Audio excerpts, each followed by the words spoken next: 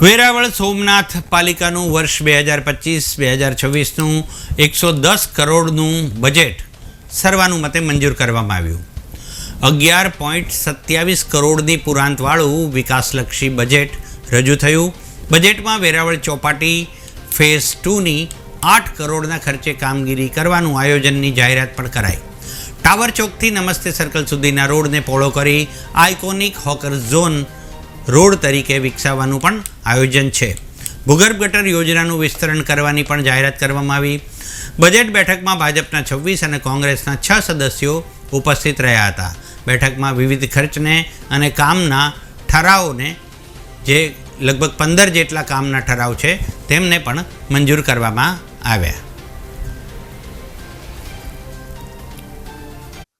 આજરોજ વેરાવળ પાટણ સંયુક્ત નગરપાલિકાની બજેટ હતું. બજેટ 2025-24નું બજેટ છે. 110 કરોડનું બજેટ મંજૂર કરવામાં આવેલું છે. જેમાં 11 કરોડ 27 લાખની પુરાંતવાળું બજેટ મંજૂર કરવામાં આવ્યું છે. આજના બજેટની અંદર નગરપાલિકા દ્વારા ફેઝ 2ની કામગીરીનો ઉલ્લેખ થયેલો છે.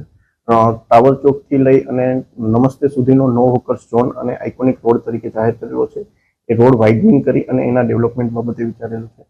ત્યારબાદ નગરપાલિકાના ભૂગર્ભ ગટરના કનેક્શનો આપવાના છે શહેરી વિસ્તારમાં. એ આગામી સમયમાં આપવામાં આવશે એનો ઉલ્લેખ કરેલો છે. મોટી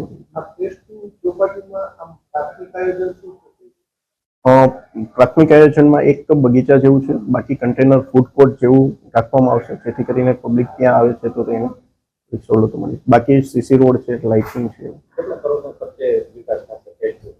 ફેઝ 2નો 8 કરોડની આજુબાજુનો વિકાસ કાર્ય છે.